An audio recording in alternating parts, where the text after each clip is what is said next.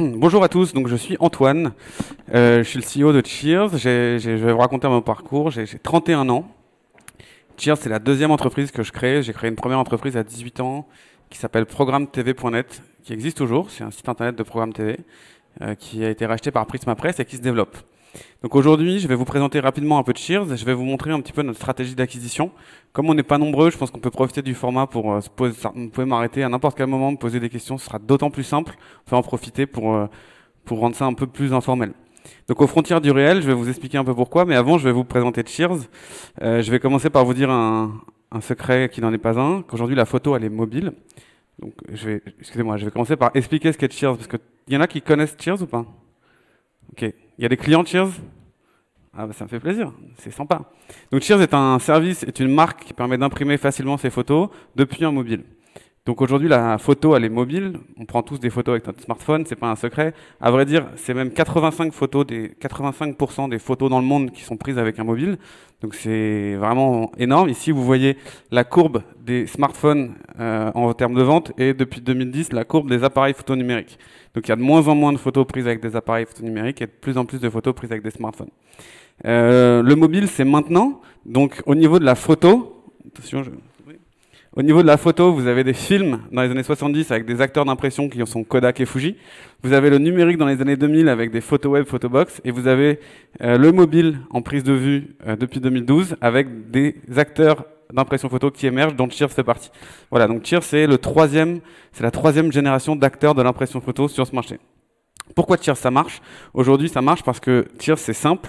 Il faut savoir que imprimer ses photos pour les gens, c'est plutôt une activité qui est ennuyeuse, qui est synonyme de temps perdu et de choses. C'est un peu une peine. Il faut que je le fasse, il faut que j'imprime mes photos. Cheers essaie de rendre ça simple et ludique, innovant, avec beaucoup de technologies dans l'application pour vous aider à trier et organiser vos photos, également de l'innovation produit. Et Smile, là, c'est plutôt notre côté branding, se faire plaisir. Aujourd'hui, on veut montrer aux gens qu'on peut être un business tout en opérant de manière plutôt sympa. Quelques chiffres sur la boîte. Donc aujourd'hui, on a deux entités. On a la partie Cheers qui a été lancée en 2012, qui a 1 million de clients, qui distribue dans 5 pays. On imprime entre 60 et 100 000 photos par jour aujourd'hui. Et on a la partie Cheers Live, où on a racheté une entreprise de bornes photo pour des événements il y a à peu près un an. Et c'est ce qui va nous intéresser aujourd'hui. Donc bornes photo événementielles et depuis quelque temps, des bornes photo d'impression. En termes de chiffres, ça donne quoi? Donc aujourd'hui, on va faire à peu près entre 15 et 20 millions d'euros de CA cette année, pour une boîte qui existe depuis 2012. Donc en termes de croissance, c'est pas mal. On fait 600 000 euros de chiffre d'affaires la première année, 3 millions 7 la deuxième année, 7 millions, 9 millions, 16 millions. Donc ça va quand même assez vite. On a la chance d'être sur un marché très profond, d'être un des rares acteurs mobiles aujourd'hui à être très performant. Voilà, notre ambition évidemment c'est d'être le futur numéro 1 de l'impression de photos en Europe. J'ai essayé de vous montrer que tout le monde prenait des photos avec son mobile aujourd'hui, que nous on avait une offre qui correspondait aux besoins d'impression et donc on a vraiment la possibilité d'aller prendre tout ce marché. On va revenir à des choses plus pragmatiques sur Cheers, comment on fonctionne. On peut dire de manière assez bête et méchante que Cheers est un e-commerçant. Comme tout e-commerçant, on a le même paradigme, 3 étapes, acquisition de clients, conversion, rétention. Ce que je veux vous montrer, c'est qu'aujourd'hui, il y a 2 de ces 3 étapes qu'on maîtrise, nous, à 100%. Le premier, c'est la rétention. On maîtrise 100% la rétention, c'est notre responsabilité. Si on a le bon produit, au bon prix, le bon marketing, la bonne expérience client, on va générer de la satisfaction, on va créer une expérience incroyable et on va générer du repeat. Donc, je passe en détail, ça c'est notre cohorte de repeat. On voit qu'aujourd'hui, des clients qui sont là depuis 16 mois jusqu'à 32 mois continuent de nous rapporter 40 centimes tous les mois.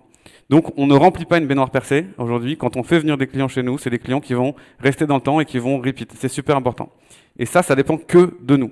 Si on livre vite, si c'est pas trop cher, si la communication est bonne. Au niveau de la conversion aussi, ça dépend globalement que de nous. Aujourd'hui, on a une équipe tech quand même assez développée, avec des UX designers et une grosse équipe qui bosse là-dessus. On travaille la conversion pour que ce soit super simple. Comme je vous l'ai dit, voilà. Là, vous avez des écrans de l'appli où on essaye d'aller très vite. On a un taux de conversion de 9% sur nos applis aujourd'hui et notre site. Et on a par exemple une devise, c'est qu'on puisse faire son album photo en 20 minutes. Je viens d'avoir les slides, je viens d'avoir les stats avant d'arriver. En gros, aujourd'hui, le temps moyen de création d'un album photo sur Cheers, c'est 6 minutes. Et c'est pas un album à la con avec une photo par page où ça part. C'est vraiment un album où vous allez pouvoir créer votre produit, raconter une histoire, mettre des photos, mettre du texte. Le temps moyen de création d'un album photo en Europe, c'est 2h40. Les sites qui existent aujourd'hui vous proposent de télécharger des logiciels, il y a 1 milliard d'options, c'est compliqué, c'est pas facile de faire un album photo. Nous, on bosse pour rendre ça facile. Donc voilà, la conversion, on maîtrise. Au niveau de l'acquisition, il y a une grosse part qui dépend de nous, mais il y a aussi une énorme part qui ne dépend pas de nous. Parce qu'on va travailler avec des marques, avec des services, et c'est très compliqué. Donc aujourd'hui, j'en ai mis quelques-uns qu'on utilise, Google AdWords, Facebook, Mozu, Snapchat, AppsFire. J'ai mis 2453 autres. Pardon, je ne sais pas si vous voyez. Ça aurait pu être 5000 autres, 10 000 autres. Toutes les semaines, on reçoit des mails. Eh, venez tester notre nouveau service d'acquisition, venez essayer de chercher des clients. Voilà. Faire de l'acquisition chez Cheers, on trouve ça de plus en plus compliqué. C'est de plus en plus technique, c'est de plus en plus difficile. Et il y a un énorme problème sur ce marché, fondamentalement, c'est qu'il y a une énorme asymétrie d'information. Okay. Le système d'acquisition online aujourd'hui est imbitable. Je l'ai mis. Vous avez des parties prenantes en cascade. Vous avez des SSP, des DSP, des trading desks, des algorithmes. Vous avez des publishers. Vous pouvez travailler en direct avec des publishers, vous branchez sur des DSP, travailler avec des trading desks. C'est impossible d'y comprendre quoi que ce soit. Vous n'avez pas l'information en tant qu'advertiser. Vous ne savez pas l'inventaire que vous achetez. Toutes les semaines, on reçoit un mail en disant « Venez chez moi, testez mon nouvel algorithme, vous verrez, c'est génial. » Ok, vous mettez un billet pour voir, on ne sait jamais, et puis vous n'avez pas trop de résultats, vous ne savez pas où le mec a bidé, vous voyez des perfs, vous ne savez pas trop. Bref, il y a des soupçons de fermaclic aujourd'hui sur le marché, notamment sur le marché de la publicité Facebook. Savoir qu'il y a des gens qui viennent cliquer sur des ads pour générer de l'argent alors qu'il n'y a pas de trafic réel qui vienne derrière. La question que je pose souvent à mes équipes, on est en train de faire le micro, non? Non? Okay. La question que je pose souvent à mes équipes, c'est où vraiment, est-ce que vous savez où va l'argent qu'on dépense? Le budget marketing de Cheers, c'est 4 millions d'euros par an. Il y a énormément de cet argent, je pense, qui est perdu. Okay. Donc, ce qu'il faut savoir aussi, c'est qu'on a des intérêts non alignés avec les gros de la place. On est sur un système d'enchères et ces marques veulent grandir, donc font entrer de plus en plus d'annonceurs qui vont faire de plus en plus d'ads. Okay. Donc, on va se battre de plus en plus entre nous. Il y a des e-commerçants ici ou pas? Ouais. Ok. Bon, c'est juste pour savoir. Donc on va se battre de plus en plus entre nous parce qu'ils vont vouloir en faire rentrer le plus possible, on va faire le plus en plus d'ads, mais il n'y a pas plus d'espace. Donc les CPC, nos CPM vont augmenter, nos CAC vont augmenter, il n'y a rien de plus compliqué. Donc on va tous prendre cher, on prend déjà tous cher depuis 3-4 ans, ça va continuer comme ça va durer, ça va ne faire qu'augmenter. Si on est logique, ça va ne faire qu'augmenter. Je vous donne un exemple sur Facebook, Facebook Ads. Okay. En un an, depuis le début de l'année janvier 2017, le CPM Facebook, il a pris 171%. C'est une étude qui a été faite sur 8,8 milliards d'ads par ad stage aux États-Unis. Okay, le CPM moyen est passé de 4,12 $ à 11,17 $. Ils ont fait rentrer 2 millions de nouveaux annonceurs entre mars 2016 et avril 2017. C'est-à-dire qu'on était 3 millions d'annonceurs en avril 2016, on est 5 millions d'annonceurs. Et ça va continuer. Ils ouvrent des nouveaux marchés, ils font rentrer des nouvelles marques, ils rendent ça super accessible. Okay. Les gens passent de moins en moins de temps dans le newsfeed, il y a de moins en moins d'inventaire. Plus de monde, moins d'inventaire. Voilà, je ne vous fais pas un dessin. Alors, on va rentrer dans une partie un peu technique. Vous pouvez m'arrêter quand vous voulez. Ça, c'est notre vision aujourd'hui du marché de l'ADS sur un network. Aujourd'hui, plus il y a d'annonceurs sur un network, plus votre CAC va augmenter. Okay. Ça, c'est le point perf, c'est le point normalement d'équilibre où un annonceur rationnel devrait ne pas rentrer sur un network parce que son coût d'acquisition est trop fort. Sa LTV, il ne rentabilisera jamais son client.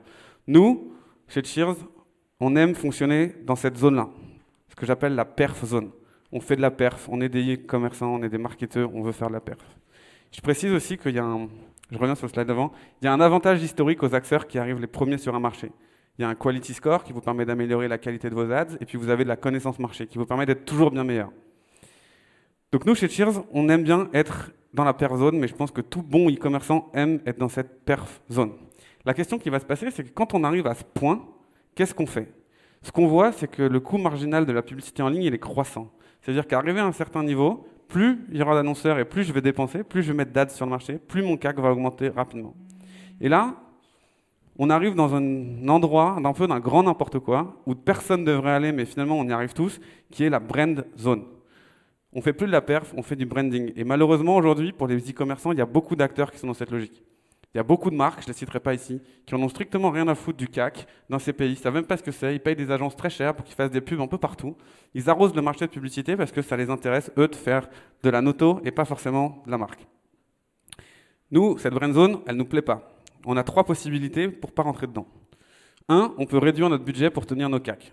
On est rationnel, on va réduire notre budget, le coût d'acquisition grimpe, on va maîtriser mieux. Mais ça, personne n'en a envie. Enfin, nous, on n'en a pas envie en tout cas. Notre objectif, l'objectif que je donne à mon équipe market, c'est dépenser le plus possible tout le temps. Allez-y. On remplit une baignoire où les gens recommandent, il faut qu'on fasse de l'acquisition. Deuxième possibilité, c'est d'accepter d'être dans cette brand zone. Tout devient possible, vous avez les poches pleines, c'est un peu ce qui nous est arrivé après la levée de fonds. On avait plein de cash sur le compte, on a décidé d'accélérer, on est rentré dans une logique de CAC complètement non maîtrisée, c'était pas terrible. Troisième possibilité, vous testez tous les canaux, tous les nouveaux canaux, donc votre budget en plus, vous ne le mettez pas ici, vous arrêtez ces networks, vous allez vous mettre sur tous les nouveaux canaux pour essayer d'être dans cette zone sur des nouveaux canaux. Ou alors vous partez sur du offline. Aujourd'hui, ce que nous on a testé, c'est qu'on est parti sur du offline. Donc là, c'est mon budget, je suis dans la perf zone jusqu'à un moment où j'y arrive plus, et donc pour pas être dans la brand zone sur le online, qui nous sert uniquement à faire de la presse, à faire de la perf, excusez-moi, notre budget brand, on va le mettre sur le offline parce qu'on pense que c'est là où il est le plus performant. On va le mettre sur le offline et voilà, cet extra money, il est plus puissant sur de la TV, de la presse. Qu'est-ce qu'on fait en offline? On fait du flying, de la radio, non pardon, du flying, du métro et de la TV. On a testé la TV, le CAC, il est bien plus important, mais bon, on a testé. Ça, c'est une question que j'aime bien poser, parce que souvent, là, je vois pas trop de mines dubitatives, mais je vous pose la question, est-ce qu'il y a quelqu'un ici qui a vu son CPM ou son CPC baisser au cours des 2 dernières années? Bon, je m'attendais un peu à cette réponse, personne. Nous, on pense qu'aujourd'hui, le marché de l'acquisition est confronté à un vrai problème. Cette asymétrie d'information, le non-alignement des intérêts avec les vrais acteurs de la distribution, enfin de la distribution d'inventaire, pose un problème pour les e-commerçants. Où est-ce qu'on va? Combien d'argent vous mettez dans les poches de Google, Facebook et consorts chaque mois? Est-ce que vous trouvez que c'est pérenne? Est-ce que vous trouvez que c'est simple? Nous, aujourd'hui, on a réfléchi à une 4e possibilité. C'est là où on va rentrer dans le vif du sujet. C'est qu'aujourd'hui, on a décidé qu'on pouvait aller chercher nos clients, non pas sur du offline ou du online avec les canaux que je vous ai cités, mais dans la vraie vie. Là où ils sont, là où ils vivent, là où ils dépensent de l'argent. Et on va les cibler parfaitement. Pour ça, on a la chance en France d'avoir des réseaux de distribution qui sont énormes, qui peuvent être intéressés par ce qu'on a à leur proposer. La grande distrib, tous les commerces de proximité, des lieux à fort trafic. Pour la photo, en tout cas, ça s'y prête bien. Donc voilà notre nouveau levier d'acquisition exceptionnel qui va être déployé en France en 2018, 2019, 2020. Des bornes d'impression photo. On va pouvoir arriver avec son smartphone, connexion filaire, Wi-Fi, utiliser l'application de Shears. Ça va être super simple. En termes d'économique, qu'est-ce que ça donne? En gros, une borne, c'est 20K. 20K d'investissement, ça fait 3000 NC par an, à peu près 10 par jour, sur 300 jours d'exploitation, sur une durée de 3 ans. Notre coût d'acquisition client sur une borne, il est de 2,20 €. C'est à peu près 5 fois moins que le coût d'acquisition client qu'on constate aujourd'hui. Il se trouve que notre budget marketing, voilà un peu comment il se dispatche maintenant. Donc on a toujours de la perf, on a toujours de la brand. Et en retail, pour nous, c'est une vraie stratégie d'acquisition marketing qui nous permet d'activer les 2 leviers, perf et brand. Perf, parce que finalement, on reverse juste un cut du CA au distributeur. Et brand, parce que notre marque est visible dans énormément d'endroits en France. Et ça travaille la notoriété, la préférence de marque. Voilà, les intérêts de ce modèle, il est super vertueux. Pourquoi? Parce que pour nos clients, c'est super, parce qu'ils ont un service d'impression instantanée qui est demandé, qui existe, il y a un marché pour ça. Ils retrouvent l'expérience Shears à différents endroits de leur parcours. Pour le distributeur, ça lui rapporte de l'argent, ok, faut pas se mentir. Ça lui permet de réenchanter son expérience en magasin. Aujourd'hui, les distributeurs, ils ont tous un peu cette problématique d'aller chercher des nouveaux services innovants, d'aller redonner envie à la génération 25-40 de rentrer dans les supermarchés, parce qu'aujourd'hui, on les tendance à les fuir. Donc c'est du marketing pour eux. Et pour Shears, évidemment, je viens d'en parler, c'est super intéressant pour faire de l'acquisition client et du développement de marque. Donc notre stratégie aujourd'hui, elle est d'être présent à tous les points de contact de notre client, quand il est online, quand il est devant la télé et quand il fait ses courses dans son magasin préféré. Voilà, l'important pour nous, c'est qu'on fasse de la marque grise, c'est Shears qui est mis en avant. Il y a beaucoup de services de bornes photo qui existent aujourd'hui en marque blanche. Il y a un acteur allemand qui le fait énormément chez Auchan, etc. Vous avez Photomaton, il y en a à la Fnac. Nous, on veut vraiment positionner la marque Shears comme référence de l'impression photo. Surtout, on veut que nos bornes fonctionnent avec l'application de Shears, ce qui est très nouveau. On a 3 millions d'applications qui sont en live en ce moment en Europe, donc ça peut vraiment être utile. Et surtout, le plus important, c'est que notre vision de ce marché, c'est que les gens, quand vous imprimez vos photos, vous allez les garder toute votre vie dans l'application de Shears. Aujourd'hui, on a beaucoup de photos dans notre téléphone. Je pense que c'est un secret pour personne non plus. La vraie question qui se passe, c'est de quoi vous allez vous souvenir dans 50 ans et qu'est-ce que vous allez transmettre aux générations futures. Est-ce que vous allez leur filer un disque dur de 50 gigas de photos en leur disant débrouille-toi, voilà ta vie, ou est-ce que vous allez avoir envie de leur filer votre identifiant de compte Cheers où vous aurez chaque année choisi vous-même les 20, 50, 100 meilleures photos les plus importantes de l'année qui racontent vraiment votre histoire et la leur. Donc voilà pourquoi on y va avec la marque Cheers. Où est-ce qu'on en est concrètement? On a fait une première phase de prototypage, test grandeur nature, amélioration de l'expérience dans un Carrefour et chez Unibail-Rodamco. Les tests sont en cours, ça se passe super bien. La deuxième phase du plan, c'est un déploiement plus large dans la France. On va négocier avec des enseignes, voilà, je le dis très honnêtement, on vise aujourd'hui Carrefour, on vise la Fnac, on vise un réseau de proximité si possible. On va les aider, ces enseignes, à leur générer du trafic en permettant à nos clients sur le site Cheers de se faire livrer dans le magasin. Super intéressant pour les enseignes aussi. Voilà, donc je ne sais pas s'il y a du monde de la grande distrib ou des commerces de proximité. On est prêt à déployer. C'est une stratégie qui marche. On a déjà 2 kiosques dans les Ulysses qui tournent et qui génèrent des commandes tous les jours. Donc on est super satisfait. C'est des gens qui rentrent dans notre CRM et qui vont ensuite recommander. Voilà, j'en ai fini. Personne ne m'a interrompu. Il n'y avait pas beaucoup de questions. J'espère que c'était clair. C'est à la fin les questions, c'est normal. C'est maintenant. Est-ce qu'il y a des questions? N'hésitez pas. Alors, il faut bien parler pour enregistrer. Merci beaucoup. J'ai vu que vous aviez fait un partenariat avec Transavia. Est-ce que ça vous a envie d'en parler ou pas? Non, pas du tout. Donc on a fait un partenariat avec Transavia qui a été live en février ou janvier 2017. 1 an de boulot. J'ai pris l'avion avec. C'est vrai? Ah bah super. Très sympa. Ouais. L'idée c'est que, bon, nous Cheers, on est quand même une marque, on aime bien faire des trucs un peu cons. Voilà, je le dis, ça nous fait pas peur de réfléchir à des opérations un peu débiles. Et il se trouve que on a rencontré Transavia à un moment donné. On avait proposé une opération un peu sympa. Donc c'est nous qui sommes allés les démarcher en leur disant voilà, on voulait faire une opération où on leur disait bah, on va créer une plateforme, on va faire un billet plus un album photo pour 50 €. Parce qu'eux sont dans une démarche où ils veulent montrer que voyager en Europe, ça peut être peu cher. Et donc on arrive avec notre projet de plateforme et on s'était mis sous le coup de ce projet de dire et si on stickait un avion tous les deux? On sait que c'est un peu débile, mais ce serait quand même marrant. Ça sert pas à grand chose, mais c'est sympa. Et finalement, ils ont adoré l'idée. Et donc, on a bossé pendant 1 an avec eux. Et ça a été un projet assez long et fastidieux. Donc, on a fait un premier concours photo à Noël des passagers Transavia sur Instagram, sur la communauté Transavia, la communauté Cheers, en disant partagez-nous vos photos de vacances, faites l'avion. Je crois que c'était ça le thème, faites l'avion. On a fait vivre ce concours pendant 1 mois. Ensuite, on a tiré au sort une vingtaine de gagnants et on a imprimé leurs photos sur l'avion. Voilà, c'était un peu le reward du concours, c'était de gagner des billets d'avion, des produits de Cheers et sa photo sur l'avion. Donc ça a été un super fort succès.